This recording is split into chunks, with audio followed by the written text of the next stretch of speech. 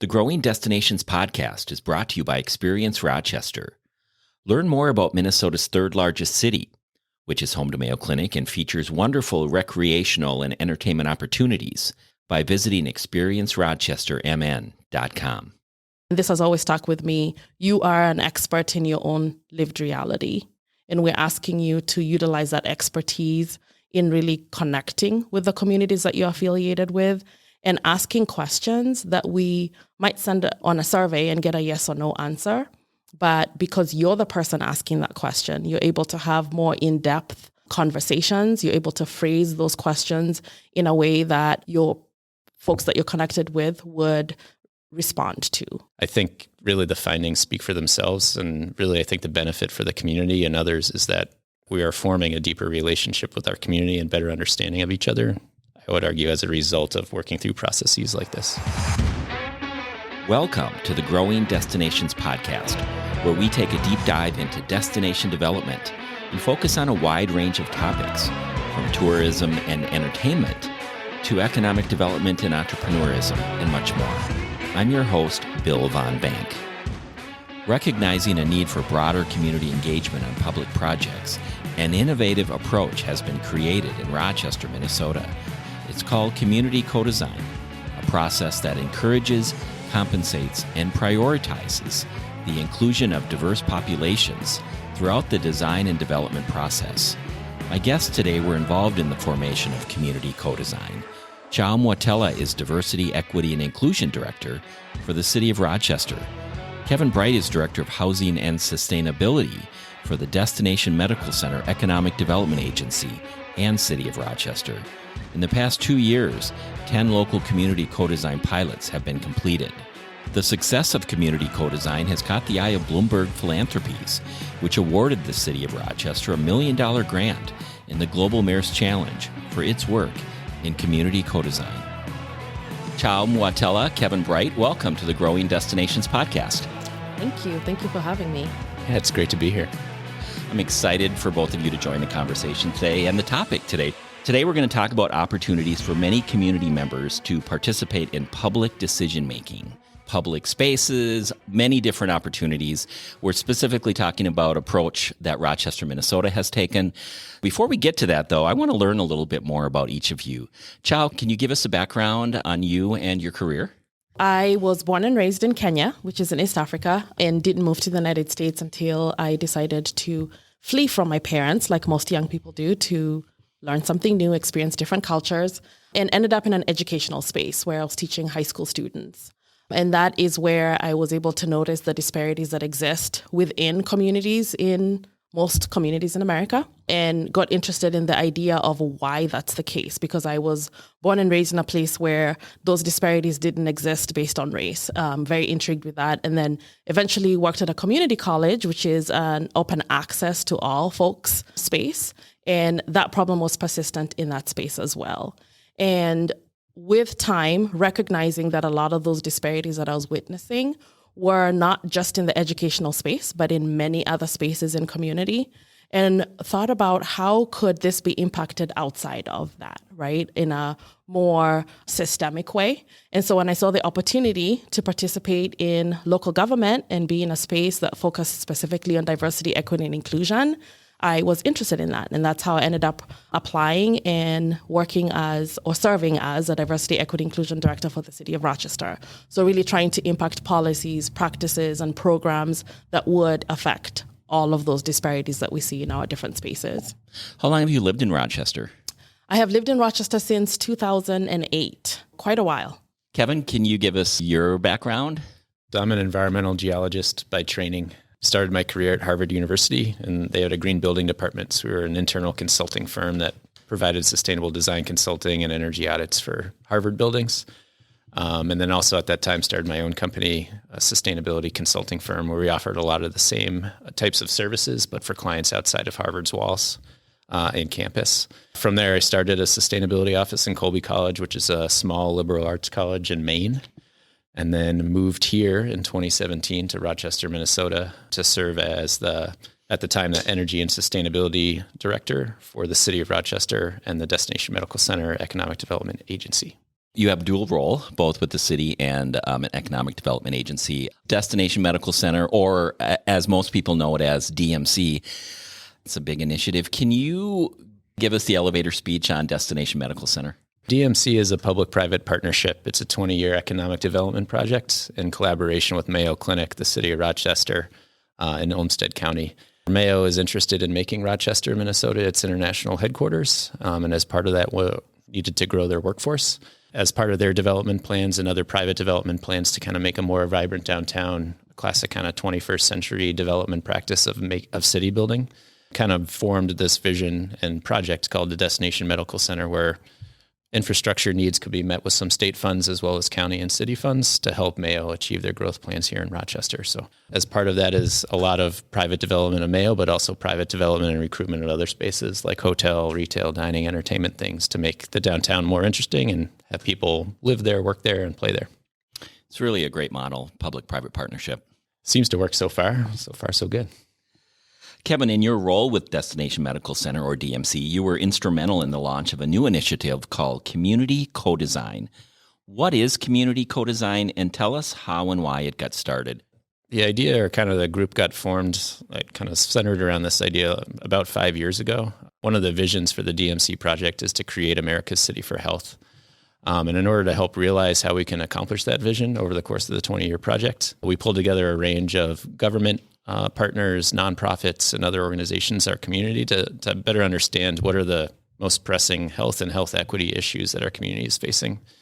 And it was really out of that conversation with these 25 organizations where the topic of we're not seemingly engaging with our overall community. We're seeing a lot of the same faces in public spaces over and over again. And these voices are having really big impacts and changes on public infrastructure projects specifically. And they're not reflective of the entire community. And they're not reflective of the entire community. So really the work began from there of trying to, how can we engage with, compensate, and treat fairly members of our community who we know have important critiques and perspectives to share to shape the public infrastructure projects that we're working on, but historically have been excluded from those spaces in order to provide that perspective, in order to help shape those projects. It was kind of with that vision in mind that Community Co-Design was formed as an approach in order to help recruit, honor, and compensate individuals and communities of color specifically and other historically excluded populations in Rochester to participate in this decision-making process. And it's taken quite an amount of growth since that time. We piloted it on a single project called Discovery Walk, and Chao served as a co-designer for our first project there. And since then, it's been used on 10 additional projects, ranging in kind of focus area. Discovery Walk was more of like a classic space design. It's a linear park project in downtown Rochester. And since then has been used to help form programs, policies, and other things in our community in order to help and best serve the people that have the most to gain from that particular activity or approach or problem. Chao, as Kevin mentioned, you were one of the first community co-designers for the Discovery Walk project, which is currently in development in downtown Rochester. How were you selected, and give us a synopsis of the experience? I wasn't quite sure until I was engaged in the process how I was selected. But in reflecting on that, it was really apparent that they were looking for people who had really diverse backgrounds, but specifically maybe intersectional identities. So looking for folks who had those identities, but also were really connected to their communities and had trusted relationships within their communities. So at that time, I was serving as a multicultural advisor at Rochester Community and Technical College, which is the local community college in town, and had a lot of relationships with the students that I was working with. At the same time, engaged in my own community, I identify with the East African community in town and had relationships that way. So really understanding that I was able to have conversations with students that I was encountering on a daily basis, with community members that I was in relationship with, and so selected for those reasons. And that experience was interesting because I didn't initially actually quite understand what I was being selected for because I'd never participated in a process like this. But essentially, they brought us into a space together, met with other co-designers that had been chosen for that experience, were given a background of what co-design was and what our role was. And they said, and this has always stuck with me, you are an expert in your own lived reality. And we're asking you to utilize that expertise in really connecting with the communities that you're affiliated with and asking questions that we might send on a survey and get a yes or no answer. But because you're the person asking that question, you're able to have more in-depth conversations. You're able to phrase those questions in a way that your folks that you're connected with would respond to, right? Because you're not just representing yourself, you're representing a larger group of people in your community. Yes, and I would say actually not necessarily representing, but being a liaison to that community. Got it. Yeah, because traditional engagement sometimes assumes that somebody who holds that identity is going to represent everyone who holds that identity. And in this case, acting as like a conduit to that community so that I could ask questions, ask the why, rephrase, paraphrase, and sometimes even use completely different language. And so the questions that were given were merely guidelines that we would utilize with those communities. So essentially we'd go out, the project team would provide us with questions. We would go out to our communities. We would ask those questions. They would check in with us every so often and see, how is it going? Do you need any support?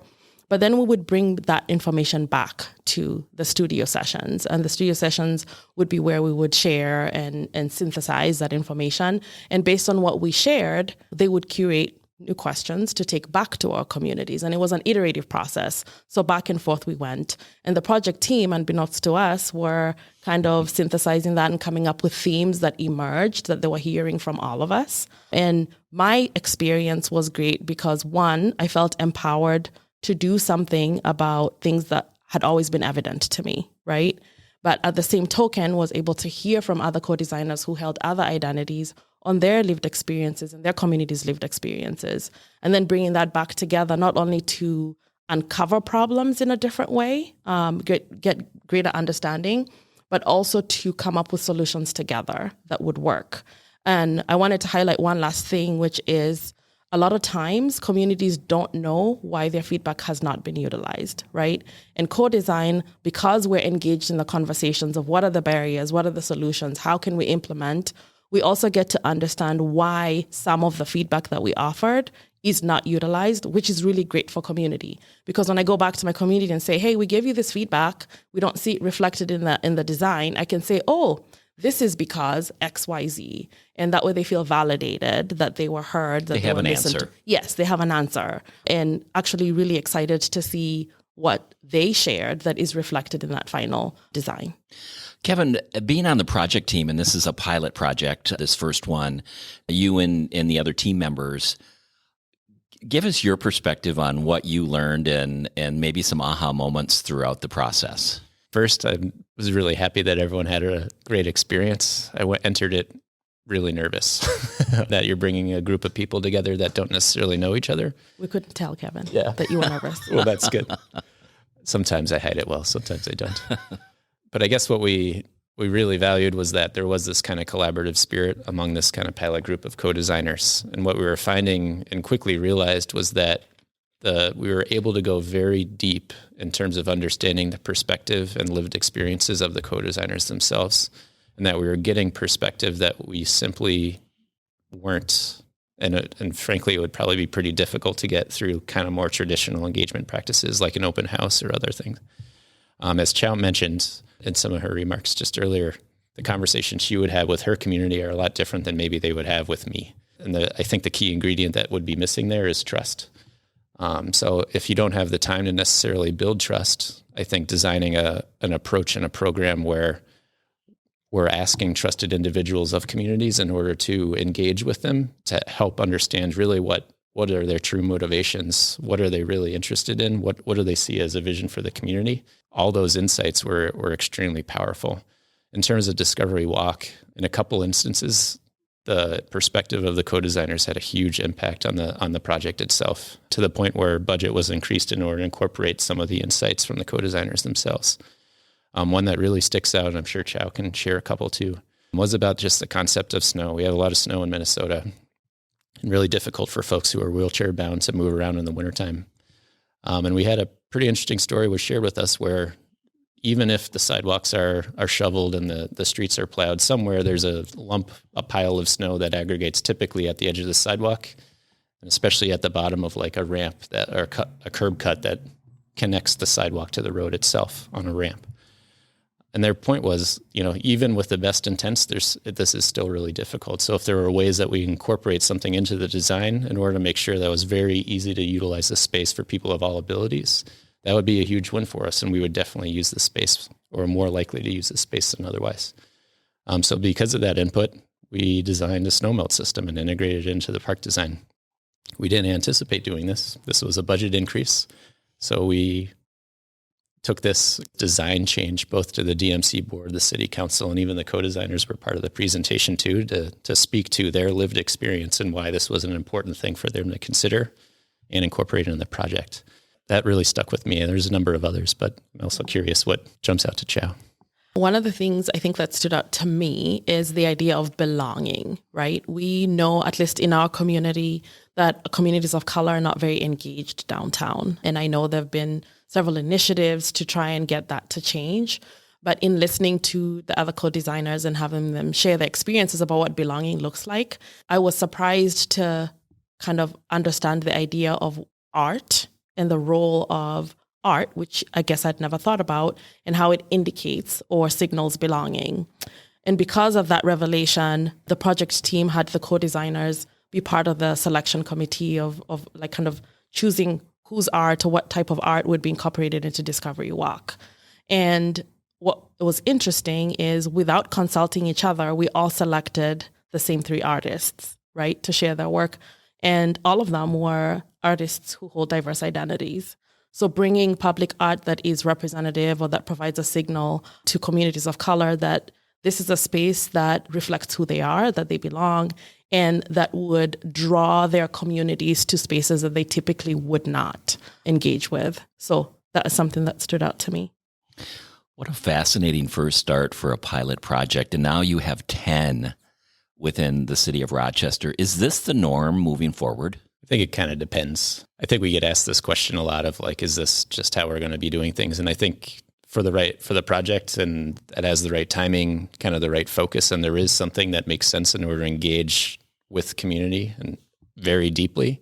Definitely. I think the DMC and DMC board is committed to it. I believe city council is as well to a degree in order to start incorporating it in our practices. But I think really the findings speak for themselves. And really, I think the benefit for the community and others is that we are forming a deeper relationship with our community and better understanding of each other. I would argue as a result of working through processes like this. Well, you've created a toolkit that's free to the public to use in other communities and other states. Are you getting interest from other cities or states? Chao, wondering, how did you do that, and can you help us out? Yes, we have had opportunities to share, right? Discovery Walk and other projects that we've utilized co-design for in different spaces. And the number one question that I get is, how can we do that, right? Or how do you do that? And so it has been wonderful to have the community co-design toolkit that we've since shared with other communities, but also wanting to make sure that we stay true to the process. And so Kevin and his team have been curating facilitation training or just workshops that allow people to understand when or what would be a great project to utilize co-design and what would not. So I think those efforts are the most important in sharing this work. So it's great to have the toolkit, but it's also wonderful to have additional information on how you can utilize it or how you could be a facilitator in that process. I would say more interest than we probably have time for. I keep telling Kevin that he's going to be busy for the next couple of years because of this. Job security. Job security, yes. One of the interesting, too, is the city of Rochester has a relationship with the city of Münster, Germany through a Climate Smart Municipalities program that's organized at the University of Minnesota. And we presented co-design to not only Münster, but a collection of 4 other German cities that were in Minnesota for a week, and the same cohort of Minnesota cities travels to Germany. When they were here, every single one of their hands, when asked the question, is what is new? Is co-design new for you? Every German in the room raised their hand and said, we have never heard anything like this. Not an engagement process that was completely foreign to them. Germany does have a pretty different type of government where it's more of a top-down approach. They have a lot more elected leaders. So, for instance, their city council in Münster has over 100 representatives compared to ours, which have a lot fewer, I think 7. So I found that fascinating, too, and that it's not only relevant to other cities here in the United States, but relevant to other places in the world, too. Well, it's global, and that gets me to my next question for you, Chao. In 2021, the City of Rochester competed in the Bloomberg Philanthropies Global Mayor's Challenge, competing with more than 600 cities for $1 million to support a community-driven project. Ultimately, 15 cities, including Rochester, Minnesota, were awarded the $1 million grant. First of all, congratulations. Thank you. We're very excited. Tell us more about the initiative, the project you presented, and the next steps. For context, the Global Mayor's Challenge was initially the Mayor's Challenge through Bloomberg Philanthropies. And the underlying belief in that is that cities have the unique ability to understand their own problems, but to come up with innovative solutions to address those problems, particularly those that have been persistent. So in 2020, that was the first time that the challenge was extended from being regional to being global, right? And cities around the world were asked to think about what is the most persistent and prevalent problem that they can resolve on their own or come up with ideas to do so. And for our city, of course, we were in the midst of the pandemic. One of the things that was apparent to us was that we've had a persistent issue with disparities specific to communities of color. And in our case, particularly women of color. And there have been several initiatives to try and address that, and we haven't quite been able to. I'll just highlight here that Minnesota is definitely noted as one of the best states to live, but also noted as having one of the greatest disparities in all social determinants of health. As a city, and particularly our mayor, said, how can we think about this in a creative and new way? And pulling up data and noting that we're growing really fast as a city, and there are all of these opportunities specific to the built environment and construction. And those careers have longevity, great fiscal growth, and could have an impact on women. So on one hand, looking at great disparity that was specific to women of color, and then also on the other hand, seeing great opportunity specific to the built environment because of Destination Medical Center. And how could we put this together and create a pathway? And that's where community co-design comes in. We decided that, most initiatives in the past haven't necessarily centered the voices of those that are most impacted. So bringing in women of color from our community who held all these different backgrounds and had perspectives and asking them to identify what those barriers look like, but putting them in the room together with industry partners and educators and saying, how can we talk through what the barriers are together? And then how can we also come up with this prototype or this solution that we would recommend? And Kevin, if you remember this, our prototype was co-design. And we were really nervous because a lot of other cities had a thing that they had created. And the prototype that we submitted halfway through the project was to say, we would like to utilize co-design as our innovative approach and idea to come up with a solution. Well, because it is. Because it is, right. And we were nervous just because it was hard to explain that if we're not submitting a completed idea or a curated thing, we're saying we're going to utilize this process to come up with a solution or prototype. And we worked through that for an entire year. And eventually, based on the feedback that we had from co-designers, a prototype that included 3 components. One of those was a worksite prototype that has women go into the built environment in a cohort model and into a space that is ready for them to be there. So an industry partner that has gone through a diversity, equity, inclusion assessment, has implemented recommendations, and is ready to have women of color come into their workspace.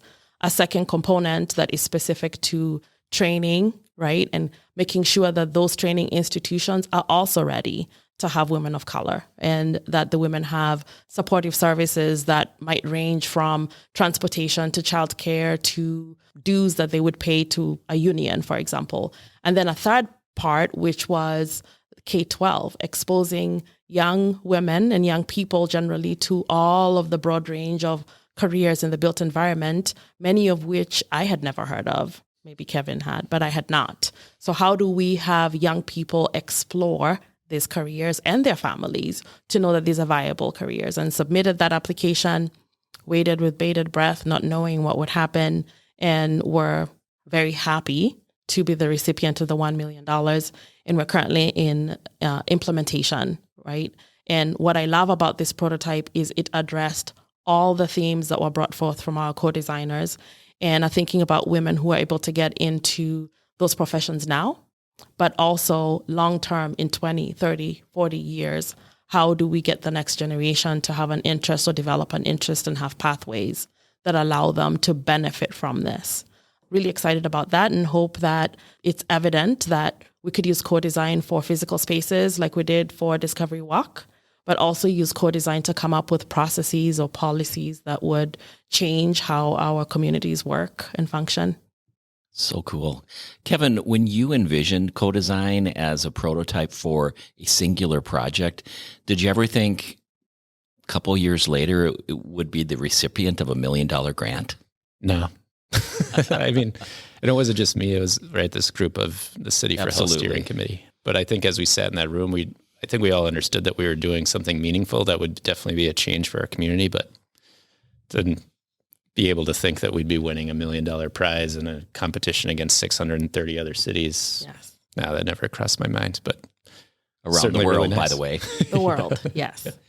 Before we go today, I just want to ask you both one final question. Chao, tell us what you are most excited for in 2023. Wow, it's hard to summarize that in one sentence.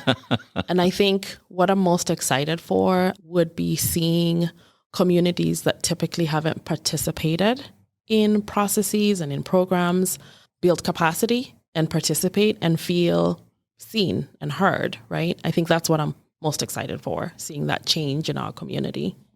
Kevin, how about you? Totally agree with what Chao said. I think what I would add to is more community healing. I think the pandemic hit a lot of people hard, a lot of communities, put them in really difficult places. So I'm hopeful that with more social interaction, with more discussion, with more opportunities to engage in public discourse like community co-design offers, that we can just start to understand each other a little bit more and realize we have more in common than we have different. Well, you both have been fascinating. I love the conversation today. I love your passion. Congratulations on all of your success with community co-design, and best wishes in 2023. Thank you. To you as well. Yeah, thank you, Bill. Thank you for tuning in to the Growing Destinations podcast. And don't forget to subscribe. This podcast is brought to you by Experience Rochester. Find out more about Rochester, Minnesota and its growing arts and culture scene, its international culinary flavors, and award-winning craft beer by visiting experiencerochestermn.com.